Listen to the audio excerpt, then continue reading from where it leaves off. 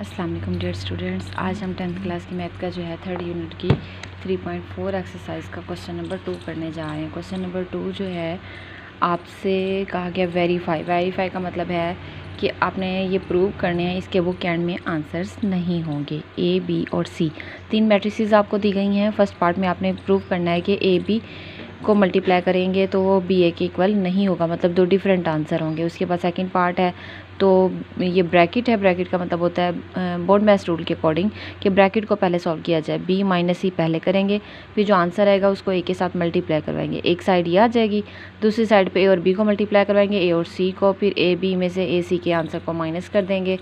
ठीक है, यहाँ पर मल्टीप्लिकेशन ही है, ब्रैकेट्स को पहले सॉल्व करना है, यहाँ पर प्लस भी है और इसमें ट्रांसपोज लेना है। पहले दोनों को मल्टीप्लाई करेंगे, फिर आंसर का ट्रांसपोज लेंगे। एक साइड ये हो जाएगी, यहाँ पे सेपरेट ट्रांसपोज लेने के बाद दोनों को मल्टीप्लाई करना है। टोटल 5 पार्ट्स हैं। आज हम ये क्वेश्चन करने लगे हैं। क्वेश्चन नंबर 2 देखें, यहाँ पे फर्स्ट पार्ट में देखें A B not equal to B A. अब हमने क्या करना है, ए और बी मैट्रिक्स गिवन है। हमने कहा था कि हमने फर्स्ट रो के एलिमेंट्स को फर्स्ट कॉलम से पहले मल्टीप्लाई करवाना है, फिर फर्स्ट रो के ही एलिमेंट्स को, एंट्रीज़ को सेकंड रो कॉलम के साथ मल्टीप्लाई करवाना है। First row first column, first row second column. ठीक है जी, इसी तरह फिर second row first column, second row second column हो जाएगा। 5 को 2 के साथ, उसके बाद देखें पहली एंट्री पहली के साथ, फिर दूसरी के साथ 1 और 0। अब उसी लाइन में अभी फर्स्ट एंट्री का काम ख़त्म नहीं हुआ तो इसी को सेकंड के साथ जब करवाना है तो इसी लाइन में ही लिखना है। 5 को जो है वो -1 के साथ और 1 को 3 के साथ। अब मैंने कहा था कि ये 2 2 0 0 -1 3, मतलब कि ये कॉलम तो सेम रहने हैं, जस्ट रोज चेंज होनी है, बार बार इन्होंने आना है इनके पास, तो ये एंट्रीज चेंज होंगी। एक बार -1 आ जाएगा, एक बार 4 आ जाएगा, फिर से -1 और 4 हो जाएगा। ठीक है, सेम वही प्रोसेस है। अब आगे आपको पता ही है कि सिंपल सिंप्लीफिकेशन करनी है आपने। यहाँ पे देखिए आपने क्या है, 10 + 0 जो है वो 10 ही हो गया, फिर माइनस बड़ी वैल्यू वाला साइन -2 आ गया, एक ही आंसर आ गया।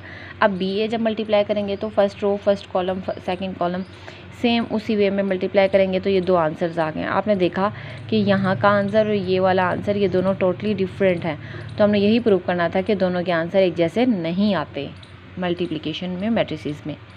ठीक है जी, अब नेक्स्ट पार्ट है बी माइनस सी। पहले हमने करना है तो पहले हम बी में से सी को माइनस कर लेंगे। 2 - 5 तो -3 आ जाएगा। -1 ये -1 हो गया तो -2 हो जाएगा। यहाँ पे अगर कोई नेगेटिव वैल्यू हुई तो इस माइनस की वजह से इसका साइन चेंज होना होगा, ये याद रखिएगा। तो सिंपल आपके पास ये बी माइनस सी का आंसर आ चुका है। आपने ए के साथ जो है वो मल्टीप्लाई करवाया है बी माइनस सी के आंसर को, तो ये सिंपल मल्टीप्लिकेशन बस जस्ट सीख लें आप, आगे तो आपके लिए ईजी है। तो आपको एक ही आंसर मिल चुका है, -16 -11 -1 और 2। ओके हो गया। नेक्स्ट देखें जी, अब हमने किया है ए और बी को, first row first column, first row second column, तो हमने यहाँ पे सिंपल मल्टीप्लाई किया है ए बी। फिर इसी तरह सेम ए सी हमें चाहिए था, ए के एंट्रीज़ को सी के एंट्रीज़ के साथ मल्टीप्लाई करवाया है। First row first column, second row second column, same वही बस चलता रहेगा। नहीं, first row first column, first row ही और सेकंड कॉलम, ऐसे था। ठीक है जी, सिंपल ये मल्टीप्लाई आपने किया है। अब इस आंसर में से इस आंसर को ए बी में से ए सी को माइनस करवाना है। अब जो आंसर है इक्वेशन 2 का और हम जो इक्वेशन 1 का निकाल चुके थे यहाँ पे ये वाला, तो ये दोनों एक जैसे आ चुके हैं, तो इट मीन्स कि हमारा ये क्वेश्चन प्रूव हो चुका है। अब नेक्स्ट पार्ट है ए बी सी, तो बी सी को पहले हम मल्टीप्लाई करवाएंगे, जो आंसर आएगा उसको ए के साथ करवाना है। यहाँ पे ए बी को पहले मल्टीप्लाई करवाना है, फिर सी के साथ करवाएंगे। तो यहाँ पे ये देख लें, ये बहुत ज़्यादा इजी क्वेश्चंस हैं और आपने सिंपल मेथड है उसको फॉलो करेंगे और इंशाल्लाह आपसे सारे के सारे पार्ट्स हो जाएंगे। अब ये ट्रांसपोज वाला पार्ट है, तो इसमें देखिएगा बी और सी को आपने सिंपल मल्टीप्लाई करवाना है। तो बताया यही है कि फ़र्स्ट रो को फर्स्ट कॉलम के साथ, फिर सेकंड कॉलम के साथ, फिर उसके बाद सेकंड रो को फर्स्ट कॉलम और सेकंड कॉलम के साथ यहाँ सिंपल मल्टीप्लाई करवाएंगे, तो आपके पास एक आंसर आ चुका है। अब यहाँ उसने कहा है कि बी सी की होल ब्रैकेट लगी हुई है, ट्रांसपोज लेना है, तो इट मीन्स उस आंसर का ट्रांसपोज लेना है। ट्रांसपोज की डेफिनेशन ये थी कि interchanging the rows into column or a column into rows, मतलब या तो रो को कॉलम में चेंज कर दो या कॉलम को रो में, एक ही बात होगी। तो हमने 9 और -2 ये रो है ना, फर्स्ट रो R1, हमने इसको C1 बना दिया है। R2 इसको इस पूरे को उठा के ऐसे रख देना है, इस पूरे को उठा के ऐसे रख देना है, तो रोज़ कॉलम में चेंज हो गई हैं, तो हमें ये ट्रांसपोज मिल चुका है। अब हमने B का भी इसी तरह ट्रांसपोज लेना है और C का भी ट्रांसपोज लेना है। इसमें रोज़ को कॉलम्स में चेंज किया, इसमें भी रोज़ को कॉलम में चेंज कर दिया। अब इस ट्रांसपोज को और इस ट्रांसपोज को भी मल्टीप्लाई करवाना है और फिर आपका ये जो आंसर आया है ये देखिए 9 3 -2 और 12, तो ये दोनों आंसर्स आपके एक जैसे हैं। इट मीन्स कि आपने क्वेश्चंस को प्रूव कर लिया है। लास्ट पार्ट है आपका 5th।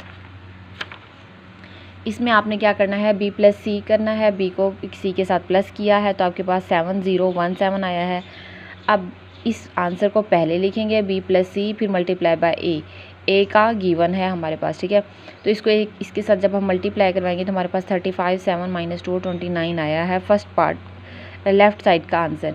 अब राइट साइड पे क्या करना है, BA और CA को प्लस करवाना है। तो पहले BA चाहिए हमें, B और A को मल्टीप्लाई करवाएंगे तो आपके पास ये आया है। आप C को A के साथ मल्टीप्लाई करवाएंगे तो आपके पास ये आंसर आया है। लास्ट में जाके आपने क्या करना है, प्लस करवाना है, तो आपके दोनों आंसर प्रूव हो चुके हैं। इक्वेशन 2 और 1 जो है वो सेम आ चुकी हैं, क्वेश्चन प्रूव हो गया। ओके।